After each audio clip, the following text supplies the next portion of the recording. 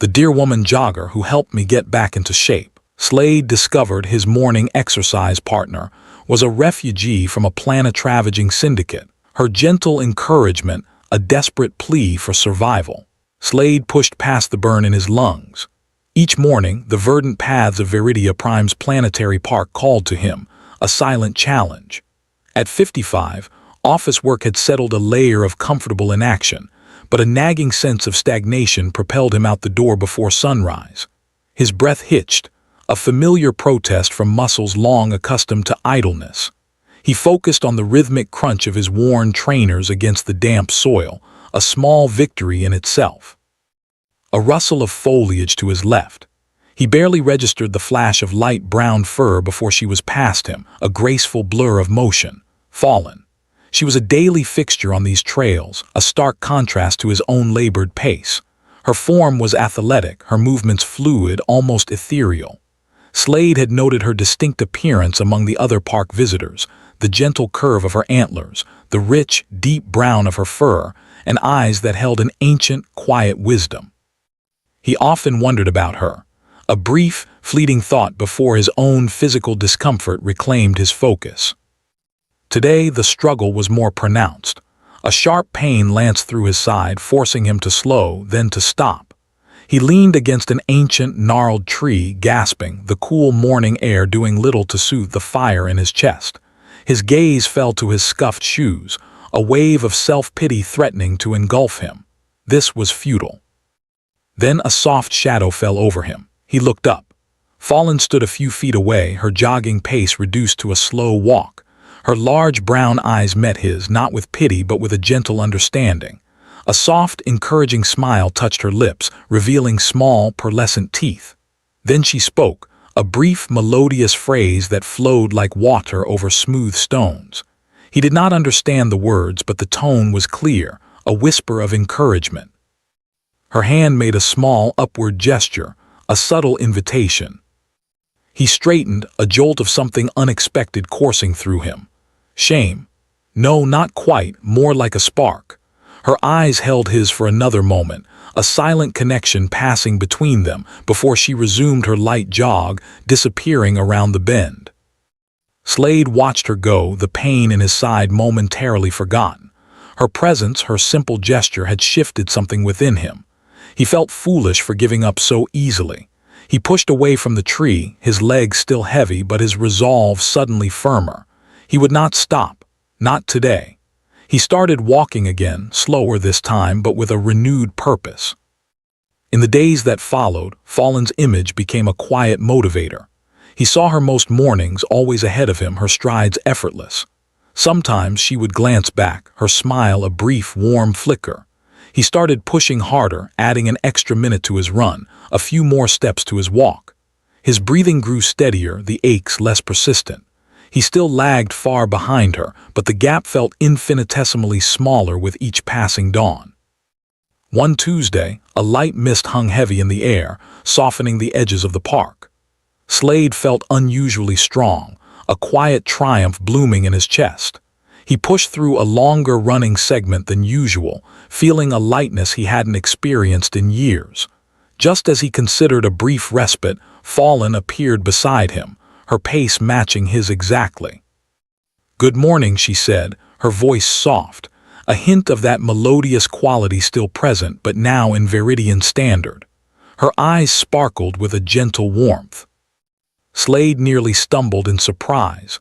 "Morning," he managed, a little breathless. "You're usually much faster." She chuckled, a low, pleasant sound. "Sometimes the path calls for a slower journey." She paused, her gaze sweeping over the dewy foliage. "You are making progress, I have noticed." A flush of unexpected pride warmed Slade's cheeks. "Thank you. It's been a long time coming." He found himself looking at her, truly looking for the first time without the haze of his own exhaustion. Her antlers, not large or imposing, branched elegantly, catching the light. Her ears, tipped with a darker brown, twitched slightly, as if listening to something beyond their conversation. The quiet of the dawn, Fallen mused, her voice a near whisper. "It holds a special peace." "It does," Slade agreed, his thoughts drifting. "I used to hate mornings. Now I look forward to it." He didn't say he looked forward to her. They walked in comfortable silence for a while, the only sounds the rustling leaves and their synchronized footsteps. Slade felt a strange sense of calm in her presence, an unburdened ease he rarely experienced. He wondered about her life, her home, the world she came from. Her attire was simple, functional for running, but her grace suggested something more than just an everyday jogger. There was an elegance to her, an ancient poise that hinted at a deeper story. "You have a unique way of moving," Slade ventured, feeling bolder than usual. "Is that common where you come from?" Fallen's smile softened. "My people, we are connected to the rhythms of life, to the land. Movement is a language." Her eyes briefly flickered to a distant point beyond the trees, a subtle shift in her expression, almost a shadow, a language sometimes lost. The shadow passed quickly, replaced by her usual gentle demeanor, but Slade caught it. A brief flicker of something guarded, something unsaid. It piqued his curiosity further. He wanted to ask more, to understand the hint of melancholy in her words, but he sensed it was not the time. He felt an unusual draw to her, a quiet mystery he longed to unravel. Her movements, her eyes, her very being suggested a depth he had only begun to glimpse. He knew, with a certainty that settled deep in his chest, that his morning walks were no longer just about his own health. They were about something more, something profound. He would continue to run, to walk, to push himself, if only to spend a few more moments in her intriguing presence, to perhaps one day understand the language of her quiet burden. Slade's morning routine transformed from a reluctant duty into a vital ritual. Each sunrise found him at the park's edge, a new energy coursing through his veins. His strides lengthened, his breathing deepened, and the familiar burn in his muscles no longer felt like a punishment but a testament to his growing strength. He pushed himself harder, propelled by the silent promise of Fallen's presence. He still felt the ache, but now it was a satisfying ache, a sign of progress. The park, once a challenging expanse, began to feel like a familiar friend, its winding paths and verdant glades a welcome sight. Weeks melted into a rhythm of shared effort. Fallen began joining him more consistently, her lithe form effortlessly matching his improved pace. Their runs became a quiet dance, synchronized footsteps echoing the growing understanding between them. They rarely spoke during the more intense segments, their connection an unspoken current flowing between them. But during the cool-down walks, their conversations grew, still gentle, still focused on the simple beauty of their surroundings. The way the light filters through the Viridian oaks, Slade observed one morning, pointing to sunbeams piercing the canopy. "It always makes me feel like there's something new to discover." Fallen's eyes, soft and intelligent, followed his gaze. "Nature reveals its secrets to those who observe patiently," she replied, her voice a melodic murmur. "My people believe the land holds memories. We learn from its whispers." Slade nodded, a warmth spreading through his chest. "I used to just see trees and grass. Now I feel it too, like the park breathes with me. It's strange, but I feel more connected, more present." He paused, looking at her. "You helped me see that. You helped me find that connection." A gentle smile touched Fallen's lips. "You already had it within you. I only reminded you to listen."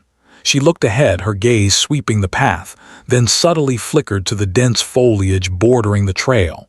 Her ears twitched, a barely perceptible movement. Every step is a conversation with the world beneath your feet. Slade noticed her brief, almost imperceptible scan of their surroundings. It was not the first time. Sometimes, when a particularly loud shuttle flew overhead or a group of boisterous young joggers passed too close, a flicker of something guarded would cross her features. He saw it now, a subtle tension in her shoulders. He wondered what whispers her people listened for, and if they carried echoes of danger. "Is everything all right?" Slade asked, his voice low. Fallen turned back to him, her expression serene once more. "Perfectly, just appreciating the quiet." Her answer was smooth, but he sensed a slight deflection. She then subtly steered their path away from a narrow, less trafficked trail that veered deep into a dense grove. Perhaps we should take the main route today. More open. Slade followed her lead without question, his mind churning. He knew the park well, every shortcut and hidden bend. That particular grove was usually peaceful, a favorite spot for quiet contemplation. Her avoidance of it felt deliberate.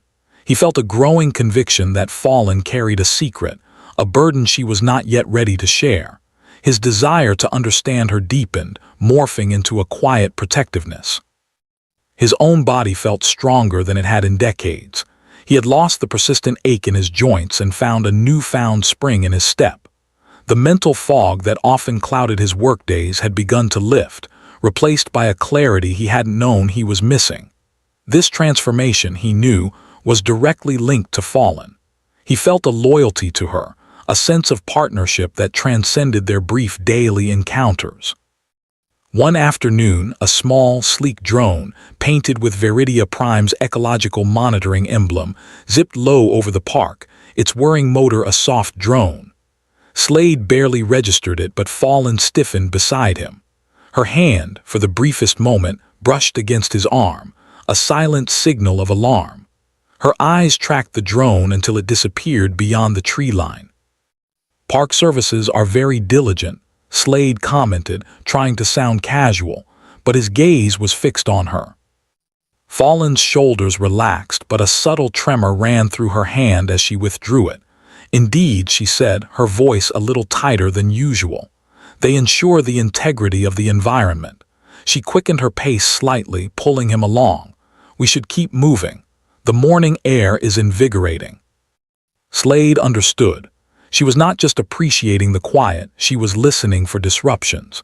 She was not just avoiding certain paths, she was navigating around potential threats. The peace of their shared mornings was, for her, a carefully maintained illusion. His heart ached for her, for the weight he now sensed she carried. The image of her people, of the language sometimes lost, haunted him. He knew now, with a certainty that settled deep in his chest, that his morning walks were no longer just about his own health. They were about something more, something profound. He would continue to run, to walk, to push himself, if only to spend a few more moments in her intriguing presence, to perhaps one day understand the language of her quiet burden, and perhaps to help her carry it. Slade's resolve solidified. He doubled his early morning routine, adding an extra loop around the park's perimeter, ensuring he arrived before Fallen. He wanted to be ready, physically and mentally, for whatever she might eventually share. He watched her carefully, noticing the subtle shifts in her posture, the way her eyes constantly scanned the distant tree lines, the almost imperceptible twitch of her ears. The gentle deer-like features, once solely captivating, now spoke of a vigilance born from constant threat. Their shared runs continued, but a new layer of unspoken understanding settled between them. Slade no longer just ran for himself, he ran for her. He learned to anticipate her quickening pace, her sudden detours around isolated benches, her unspoken signals. He became her silent sentinel, his gaze mirroring hers, searching for anything amiss. One morning the air felt heavier than usual, not with humidity but with a palpable tension. Fallen was unusually quiet, her movements a little more abrupt. As they rounded a bend, a sleek black ground vehicle, unlike any Park Services vehicle Slade had ever seen, sped past a restricted service road bordering the park. Its windows were tinted opaque. It was gone in an instant. Fallen stopped dead, her breath catching. Her large brown eyes, usually so serene, were wide with an unmistakable fear. Her ears flattened slightly against her head.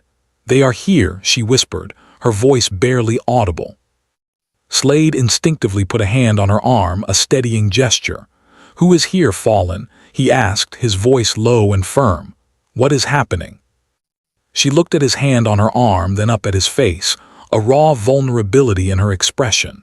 "Slade," she began, her gaze darting around, "I have kept much from you, for your safety, for mine." She took a deep, shaky breath. "My home is Ethelgard, or what is left of it." His mind reeled. Ethelgard. He had never heard the name. It sounded ancient, distant. What happened to Ethelgard? he prompted, keeping his voice calm, suppressing the surge of questions. "It was taken," she said, her voice laced with a profound sadness, "by the Veil Syndicate. They seek to control all life, to exploit connections. My people, the Servine, we have a unique bond with planetary ecosystems, a bioempathic connection. The Syndicate wants to weaponize it." Slade processed this, his internal world shifting on its axis. He had imagined a troubled past, perhaps a lost family, but never a galaxy-spanning conflict. "The Veil Syndicate," he repeated slowly, the name a cold knot in his stomach. "Are they here for you?" Fallen nodded, her eyes glistening. "They pursue me. I am a refugee, the last of my kind who knows the true extent of our connection and how to harness it without destruction. They want to force me to reveal it, or simply to control me." A cold dread settled over Slade, but it was quickly overshadowed by a fierce protectiveness. This wasn't just about Fallen's personal safety.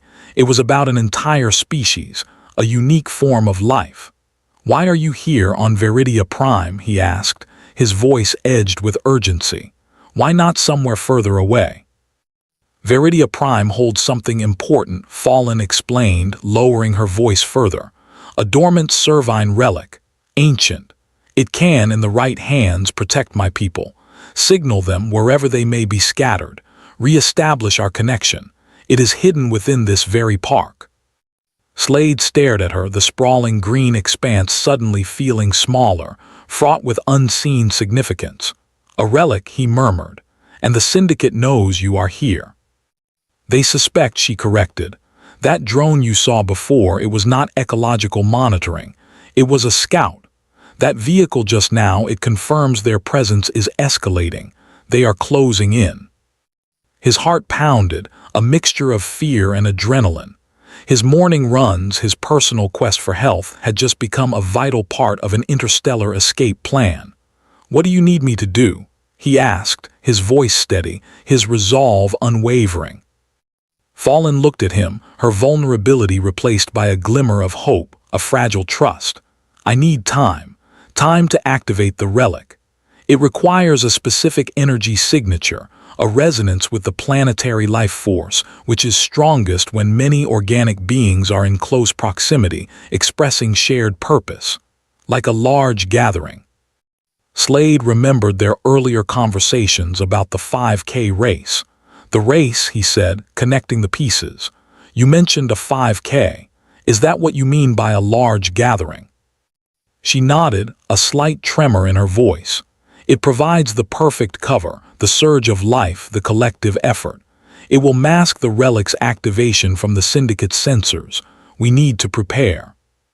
His mind raced, piecing together the subtle hints, the evasive answers, the constant vigilance. It all made chilling sense. The danger was real, immediate, but so was the opportunity. "I'll help you," Slade declared, his hand tightening reassuringly on her arm. "Whatever it takes. This park, I know it like the back of my hand. The hidden trails, the service paths, we can use them." A profound gratitude radiated from Fallen's eyes. The unspoken bond between them, cultivated over weeks of shared effort and quiet understanding, transformed in that moment. It was no longer just about camaraderie. It was a partnership forged in necessity, an alliance against an unimaginable foe. Slade felt a surge of purpose unlike anything he had experienced in decades. His life, once predictable and solitary, had suddenly found its grand meaning. He had spent weeks strengthening his body, unknowingly preparing for this very moment. He was no longer just an office worker running for his health. He was a guardian, a co-conspirator in a fight for survival. "We need a plan," he stated, looking at her with new determination. "Every step, every moment, we need to be invisible." Fallen gave a small, confident nod. Her fear was still present, a shadow in her eyes, but it was now tempered by a newfound resolve, bolstered by Slade's unexpected, unwavering commitment. The weight on her shoulders was still immense, but she was no longer carrying it alone. They stood together in the morning light, two disparate beings united by a shared, dangerous secret and a desperate hope. The peace of the park, though still an illusion, now felt like a battleground they were ready to defend. "We need a strategy for every inch of this park," Slade said, his voice firm. "They know you are here. They will intensify their search." Fallon nodded, her gaze sweeping the familiar path with new urgency. "Their sensors are sophisticated. They can detect bioempathic signatures, even dormant ones. The relic gives off a faint energy. My presence amplifies it." "Then we become ghosts," Slade declared. "The park has blind spots, areas where the natural foliage is too dense for aerial scans, or where the old maintenance tunnels run beneath."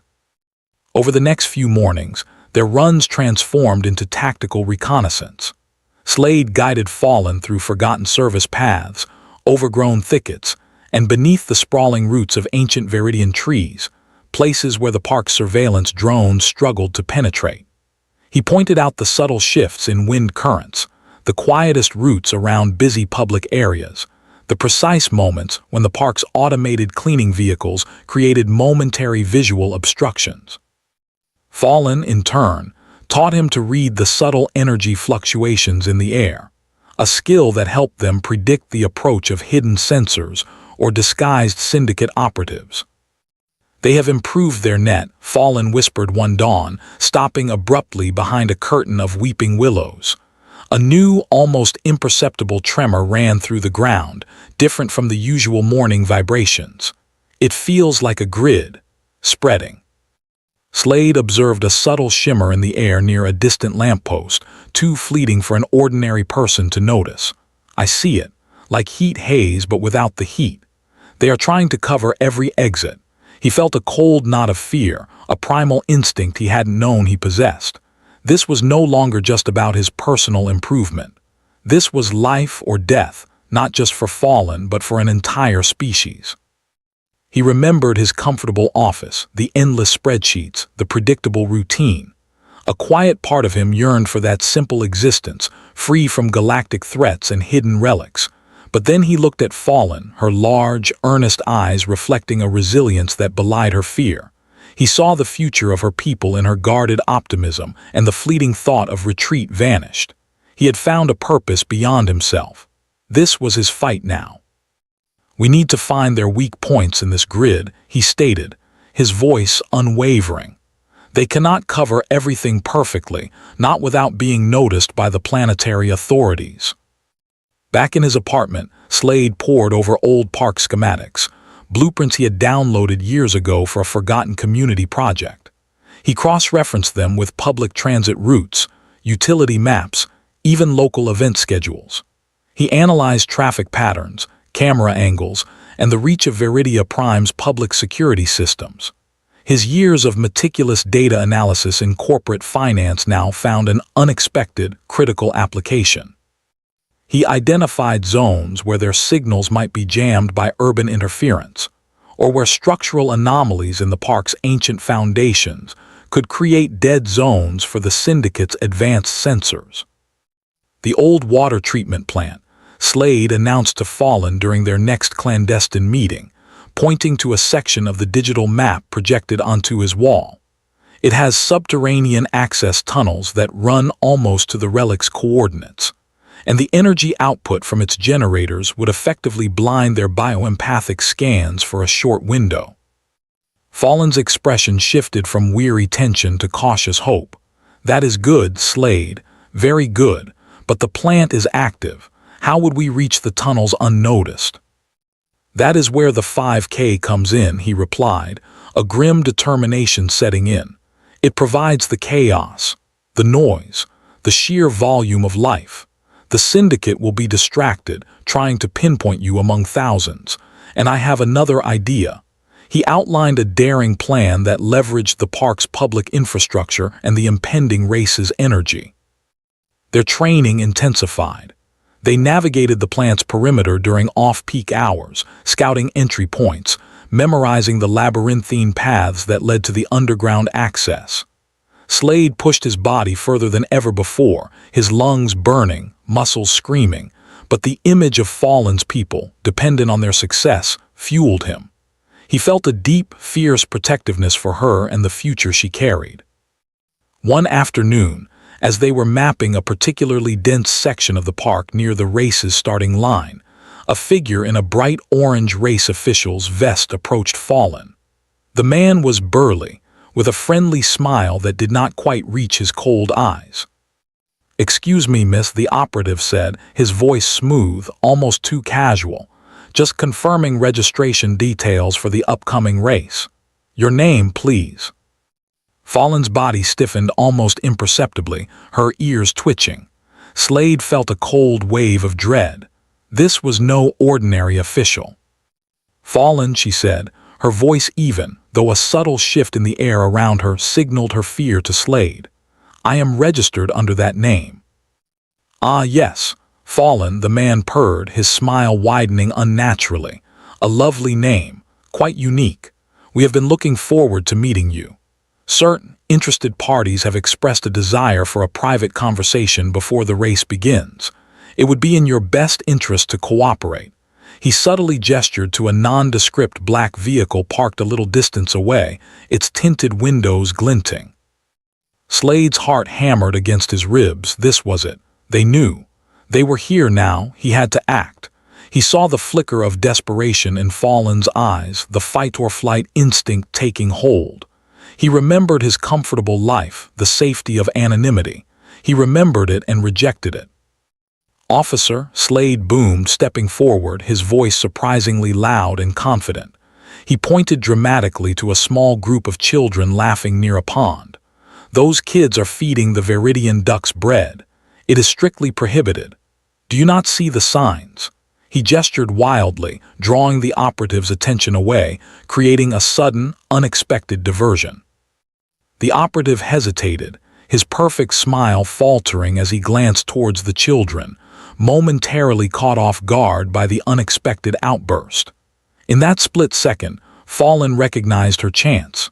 She gave Slade a quick, grateful look, then melted into the dense foliage, disappearing with the grace of her Servine ancestors. "Sir, there is no need for such an alarm," the operative began, turning back to Slade, his eyes now narrowed, his true intent revealed. But Fallon was gone.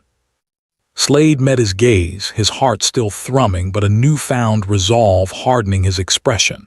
He knew now, without a shadow of a doubt, that the 5K was not just a cover. It was a snare. They had walked right into it, and the syndicate knew their every move. The stakes were higher than ever, but so was his determination. He would not let them win. Race day dawned, a vibrant chaos of bright athletic wear and nervous energy filling Viridia Prime's planetary park. Slade, heart thrumming a fierce rhythm, stood beside Fallon at the starting line. The scent of damp earth and excited anticipation hung in the cool morning air. She wore a simple, dark running outfit, her features carefully neutral, but Slade felt the tremor of her resolve. He knew the syndicate's eyes were everywhere. "Stick close," Slade murmured, his voice low, blending with the murmur of the crowd. "Follow my lead. We go for the old service path near the northern pond, then cut through the maintenance tunnels." Fallon nodded, her gaze sweeping the faces around them. The relic's energy signature will be masked by the race's collective bioempathic output for a short window. We must be swift. The starting horn blared, a sharp burst that sent a wave of runners surging forward. Slade, surprisingly agile, moved with the flow, keeping Fallon shielded within the dense pack. His years of quiet observation and recent intense training paid off. He navigated the human currents, subtly blocking other runners, creating small pockets of space for Fallon. He felt a surge of adrenaline, not fear, but a focused intensity he hadn't known he possessed. "Left now," Slade directed, leaning close as they approached a cluster of ancient Viridian oaks. He veered sharply, pulling Fallon with him onto a less traveled, muddy track hidden by overgrown shrubs. The shouts of the main race receded slightly, replaced by the soft crunch of their own footsteps. They ran hard, Slade pushing his body beyond any previous limit. His lungs burned, his muscles screamed, but he ignored it all.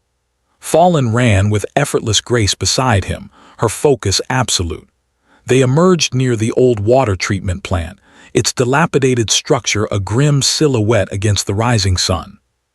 "Here," Slade gasped, pointing to a rusted access hatch half buried under thorny vines. "The tunnels."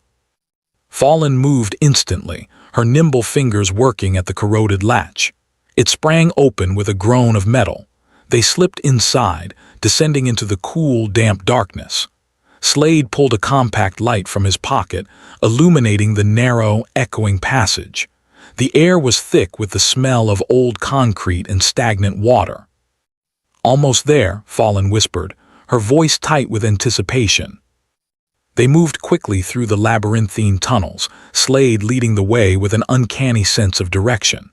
He knew these hidden arteries of the park better than anyone. They emerged into a small, forgotten glade, bathed in the filtered light of dawn.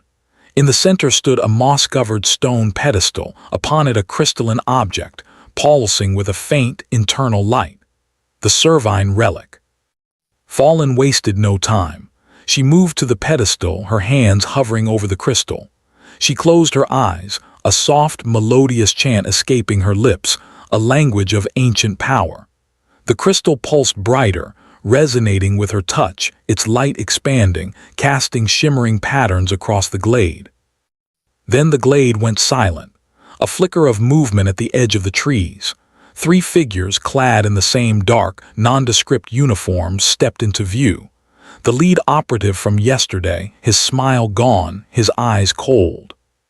"Well, well," the operative said, his voice a low, dangerous growl. "It seems we were right about your destination. A rather quaint hideout for an ancient device." He held up a sleek, compact device. It hummed softly, a disruption field forming around it. "No translocation today, little Servine." Slade felt a cold dread, but it was quickly replaced by a fierce protectiveness. He saw the surge of despair in Fallen's posture, the momentary break in her concentration. He could not let them succeed. "You are making a mistake," Slade stated, stepping forward, placing himself between Fallen and the operatives. He stood tall, his chest heaving from the run, but his gaze unwavering. "This device is harmless. It is a historical curiosity. You have no jurisdiction here." The operative laughed, a short, humorless sound. "You truly believe that, Viridian? Or are you simply a fool caught in something far beyond your comprehension?" He gestured to his companions. "Secure the Servine and disable the relic." As the 2 other operatives advanced, Slade acted. He lunged, not at the lead operative but at a thick, gnarled root of an ancient tree yanking hard. The root was loose, weakened by time. It tore free, sending a cascade of loose soil and pebbles tumbling down a small, unstable embankment directly in the path of the approaching syndicate agents. "Look out," Slade roared, adding to the sudden chaos. The operative stumbled, momentarily disoriented by the unexpected avalanche of dirt and debris. It was a crude, desperate move, but it bought Fallen crucial seconds. The crystal relic flared, a blinding white light erupting from its core. The glade filled with a powerful, resonant frequency, not a sound but a feeling, vibrating through Slade's very bones. The syndicate operative's disruption device sputtered, its hum dying. The lead operative cursed, shielding his eyes, his comms unit crackling with static. "It is activating," Fallen cried, her voice strained but triumphant, her hand still pressed against the relic. The light intensified, forming a shimmering, almost liquid sphere around the crystal. It pulsed outwards, engulfing the glade, a wave of pure energy. The syndicate operatives staggered back, their advanced gear failing, their faces contorted in confusion and pain. The energy pulse was not destructive, but disorienting, overwhelming their senses and scrambling their technology. "Now, Slade," Fallen shouted, her eyes meeting his, filled with a mixture of awe and desperate urgency. Slade did not hesitate. He grabbed Fallen's arm, pulling her away from the now blazing relic. The energy sphere was growing, distorting the very air. The syndicate operatives were reeling, momentarily incapacitated. This was their chance. They plunged back into the dark tunnels, the reverberations of the relic's activation echoing behind them. Slade's light was a beacon in the gloom as they ran, their footsteps splashing through shallow puddles. They did not stop until they burst out of a different, rarely used exit deeper within the park, far from the glade and the still distant sounds of the race. They collapsed behind a thick cluster of flowering shrubs, gasping for breath, hearts hammering. The air was cool and clean here, the sounds of birdsong a welcome contrast to the recent chaos. Fallen looked at Slade, her eyes wide, glistening with unshed tears. "You did it, Slade. You bought me the time. The relic is active. It has signaled. They will know." Slade met her gaze, a profound weariness settling over him, but also an immense, quiet satisfaction. His muscles ached, his lungs burned, but his spirit soared. He had faced down the syndicate. He had protected her. "We did it, Fallen," Slade corrected, a small, genuine smile touching his lips. He reached out, his hand gently touching her arm. The warmth of her fur was a grounding presence. "But this is just the beginning, isn't it?" Fallen nodded, a soft smile echoing his. "A new dawn, Slade, for Ethelgard and for us." The immediate threat was averted. The relic was awake. The fight was far from over, but their alliance, forged in fire and shared peril, had deepened into an unbreakable bond. "A new dawn, Slade, for Ethelgard and for us." The words hung in the crisp morning air, a promise and a challenge. Slade squeezed Fallen's arm, the metallic tang of adrenaline still sharp in his mouth. Their brief respite behind the flowering shrubs was a fragile peace. The sounds of distant sirens, faint but unmistakable, began to cut through the park's tranquil morning birdsong. The syndicate was recovering. Fallen's ears twitched, her head cocked, listening intently. The signal went out, Slade. It reached beyond Veridia Prime to the last scattered vessels of my people. They will know Ethelgard has a chance again. Her voice was low, filled with a profound hope that shimmered with underlying fear. But the syndicate will also know. They will pinpoint the source. "They're already on their way, aren't they?" Slade scanned the tree line, his gaze sharp, no longer the timid office worker. He now saw threats, not just shadows. Faster than before. The relic's activation signature is unique. They will converge. Fallen stood, her movements fluid and urgent. "We cannot stay here. They will sweep this entire sector."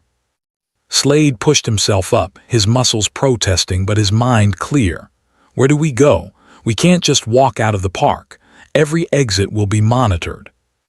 Fallen hesitated, her gaze distant for a moment. "My people have contingency protocols, safe havens, hidden routes, but accessing them requires resources I do not have on Veridia Prime. And time." "Resources like what?" Slade asked, already sifting through his mental inventory. His personal comm unit, his limited savings, his knowledge of the city's old transport networks. Secure transport off-world, undetected.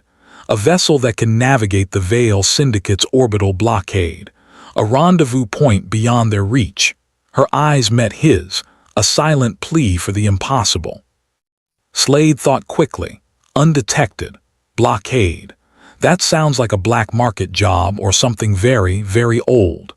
Veridia Prime has an old orbital dockyard, mostly decommissioned, used by independent traders and salvage crews. It's outside the main spaceport security grid. Fallen's brow furrowed. A salvage yard, how would that help? It's a maze of forgotten vessels, some still capable of flight, others just shells. It's chaotic, unmonitored. The syndicate wouldn't expect us there. Slade began walking, pulling Fallen with him, deeper into the less manicured sections of the park, heading vaguely towards the city's industrial edge. "I know a few people from my old tech support days. They dealt with some of the independent contractors who used that yard." Risky, Fallen observed, but her pace quickened, matching his. Trusting strangers even for a chance. "We don't have many options," Slade countered.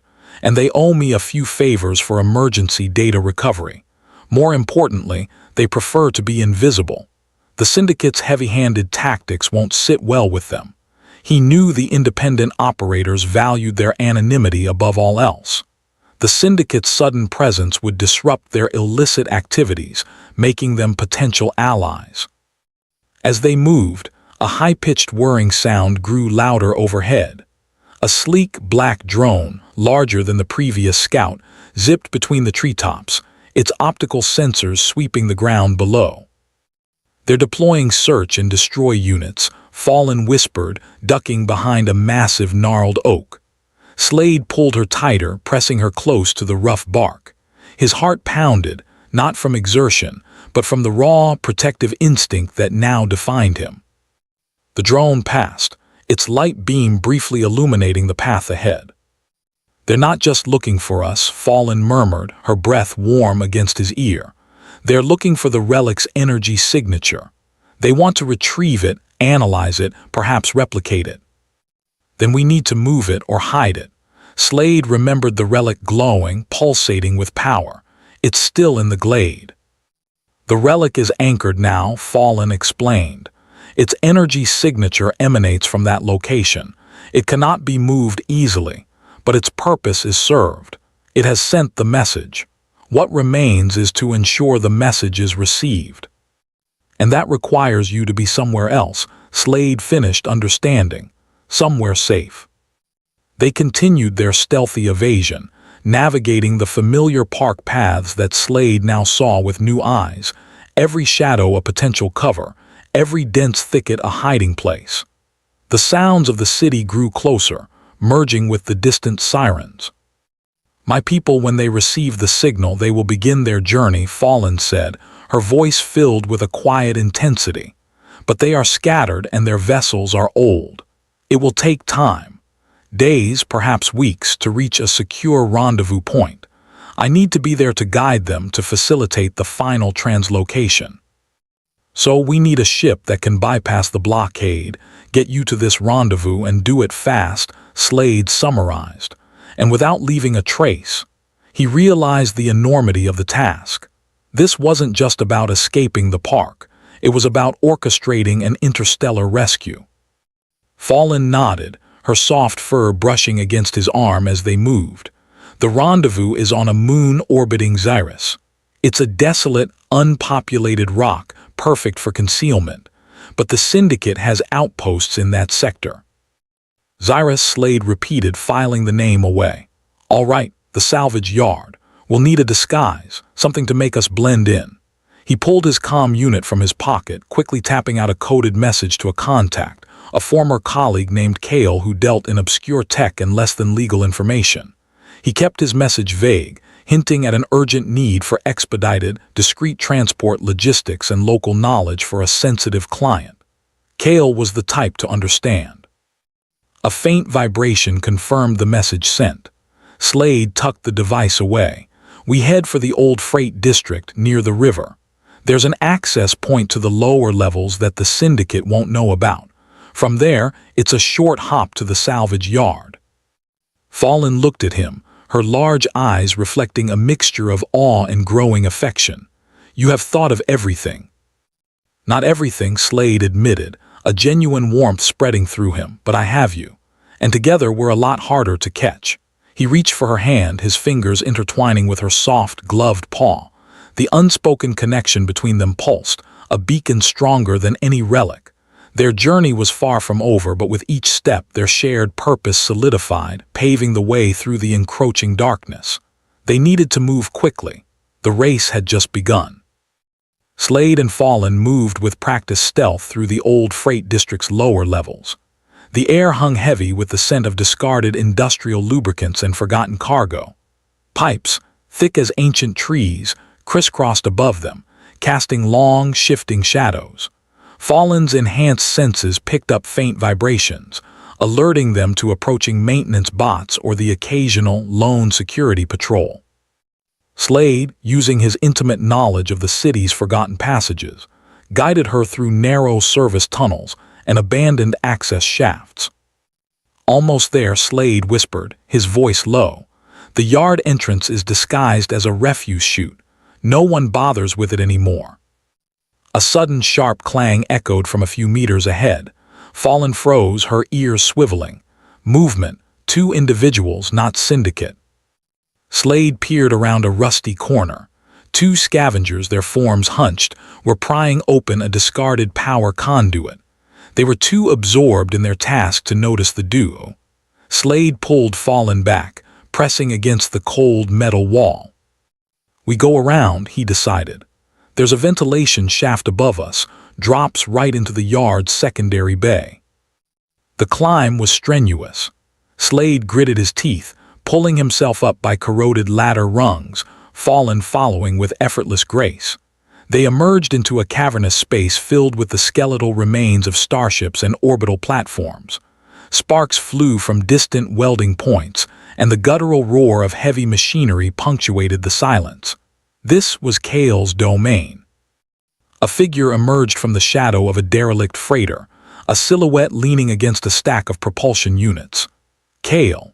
He was a wiry man, his face a roadmap of old scars and grease smudges, his eyes sharp and knowing. "Slade," Kale's voice was a gravelly rumble. "Long time. You usually call for old data, not a personal visit. And you brought company." His gaze flickered to Fallen, a flicker of surprise in his eyes quickly masked. A unique client indeed. Slade stepped forward, Fallen a pace behind him. "Kale, we need transport. Fast, discreet, and capable of slipping through a blockade." Kale pushed off the stack, a slow smile spreading across his face. "Blockade, you say? That sounds like the Veil Syndicate. They've been tightening their grip on the orbital lanes. Not many ships get past them these days." He walked around them, his eyes assessing Fallen with an unnerving intensity. "And for a Servine, no less. You're far from home, aren't you?" Fallen met his gaze, her expression calm. "My home needs me. This journey is critical." "Critical usually means expensive," Kale said, stopping in front of them, "and dangerous for anyone involved." He crossed his arms. "What's the stakes here, Slade? You wouldn't risk your neck for just anyone." Slade looked at Fallen, then back at Kale. "The stakes are the future of an entire people, and Veridia Prime's neutrality if the Syndicate gets its way." He kept his voice firm. "We need a ship that's off-grid, something they won't expect." Kale stroked his chin. "I might have something. An old courier class, fast for its age, retrofitted with a custom stealth drive, never registered on any official manifest. A ghost ship, essentially." He gestured towards a massive, tarp-covered hulk in a far corner of the yard. "But it needs work. The stealth drive is temperamental and the main power conduit fused last week. I was about to scrap it." "How much work?" Slade asked, his mind racing. "A day, maybe two, if I had a full crew," Kale replied, shrugging. "And the right parts. The power conduit is a rare find. It uses an older energy matrix, hard to source on Veridia Prime now." Fallen stepped forward, her soft voice cutting through the industrial din. "I sense a unique energy signature from that vessel, a resonance with older technologies. Perhaps I can assist with the conduit." Kale raised an eyebrow. "You're a mechanic now, too." "My people have an innate understanding of energy flows," Fallen explained, "and how to coax life back into dormant systems, especially those of ancient design." Slade felt a surge of hope. "She's helped with a Servine relic, Kale. Trust me, she's more capable than you know." Kale considered this, his gaze shifting between them. "All right, I'll believe it when I see it. But the Syndicate's sweeps are getting closer. I'm already seeing their drones higher in the city. We don't have a day, let alone two." He pulled a comm unit from his pocket, tapping a few keys.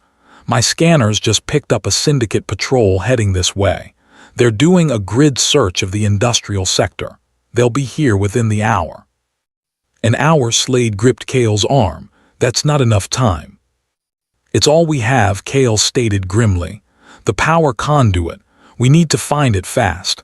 I know a place, an old illegal parts dealer a few districts over. He might have one. But it's risky."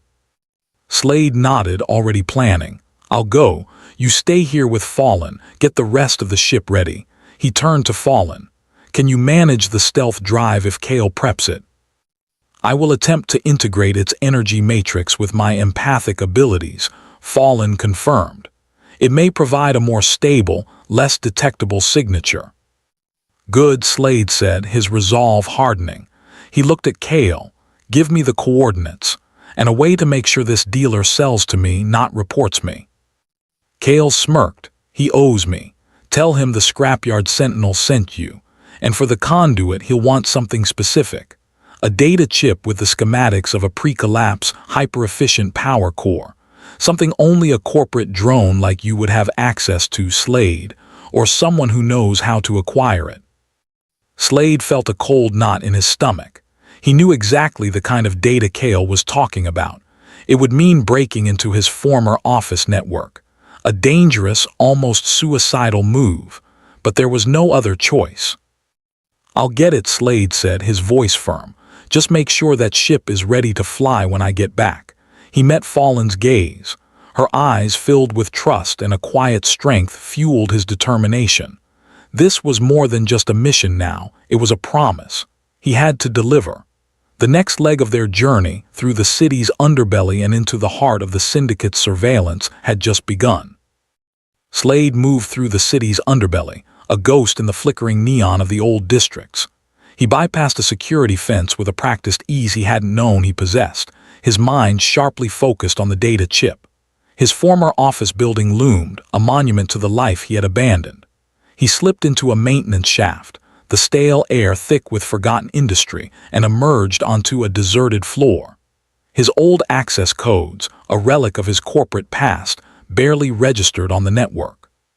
He bypassed the firewall with a series of rapid commands, fingers dancing across a portable terminal.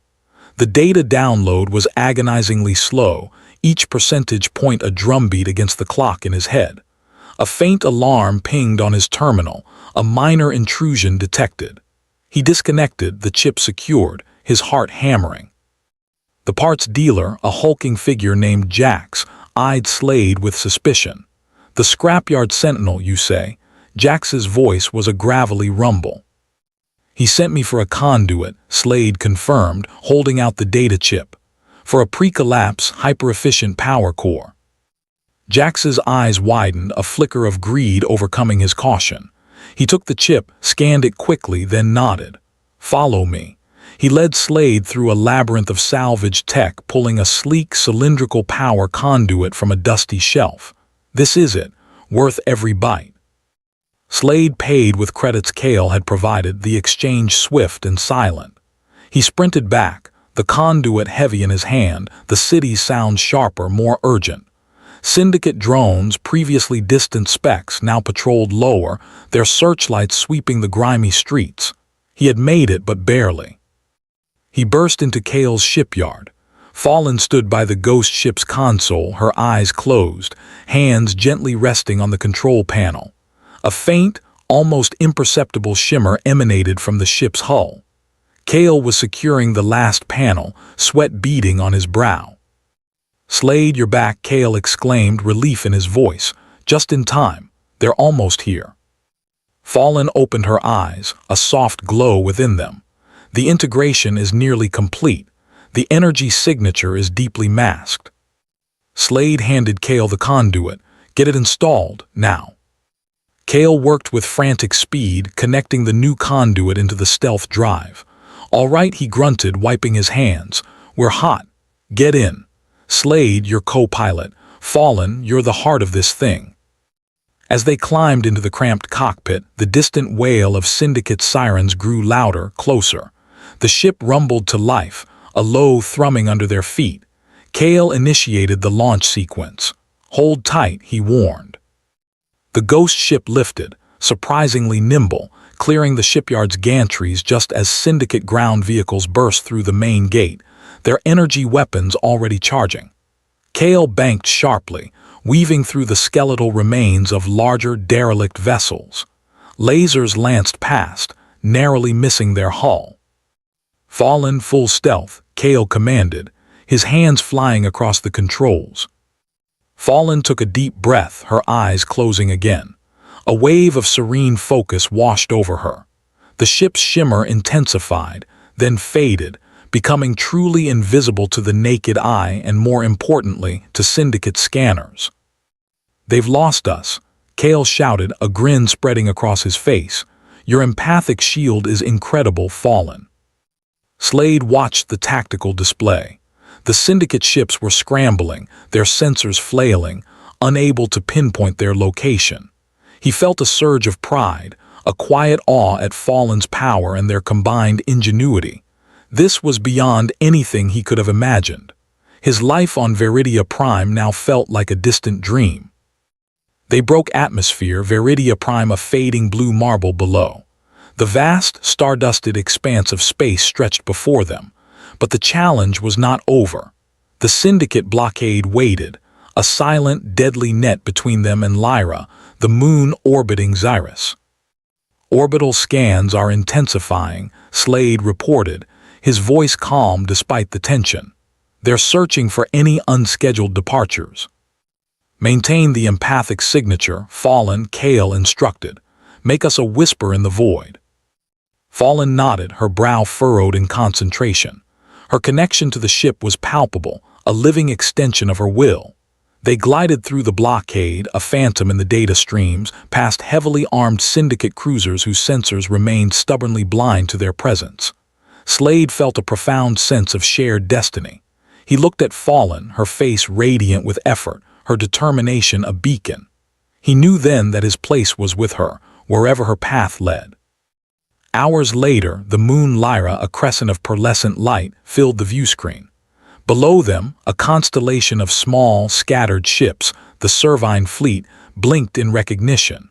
A wave of relief washed through Fallen, her energy signature wavering slightly. "We made it," Slade said, his voice thick with emotion. He reached out, gently touching her hand. Her fingers intertwined with his, a silent promise. Kale brought the ghost ship down onto a designated landing pad, surrounded by a multitude of Servine vessels. As the ramp lowered, Fallen turned to Slade, her eyes shining. "You saved us all, Slade. My people, our future." He met her gaze, a warmth spreading through him that transcended any physical exertion. "We did it, Fallen, together." His heart swelled, a feeling of belonging he had never known. Servine figures similar to Fallen emerged from the ships, their faces a mixture of hope and wonder. They had received her signal, and now, led by Fallen, they had a sanctuary. They had a future. Fallen led Slade down the ramp, her hand still in his. The Servine greeted her with reverence and joy, their melodic voices filling the air. She turned to them, her voice strong and clear. "This is Slade. He is our ally, our protector. He opened his home, his heart, and risked everything." Slade felt a blush rise, humbled by her words. He looked at the vast gathering of her people, their gentle eyes reflecting the same quiet strength he saw in Fallen. This was not just a rescue, it was a homecoming for an entire civilization, and he was part of it. Later, as Lyra's twin moons began their slow dance across the inky sky, Fallen stood with Slade, overlooking the bustling Servine camp. The ghost ship, now a symbol of their daring escape, rested silently nearby. "What will you do now?" Slade asked, his voice soft. Fallen leaned her head against his shoulder. "Lead my people, rebuild our culture, and learn to live in peace." She paused, her grip on his hand tightening. "And you, Slade, what will be your next run?" Slade looked out at the stars, then back at her, at the warmth in her eyes. His life on Veridia Prime, the office, the solitary runs, felt like a lifetime ago. He was no longer just Slade, the office worker. He was an ally, a hero, a partner. "My run," he said, a quiet smile forming on his lips, "is wherever you are, Fallen. It always will be." She returned his smile, a profound understanding passing between them. The interstellar romance, born from a simple morning jog and a desperate plea for survival, had found its home among the stars, forging a new future not just for the Servine, but for a man who had finally found his true purpose. The threads of his mundane life had intertwined with the destiny of a species, weaving a story of courage, connection, and an unbreakable bond.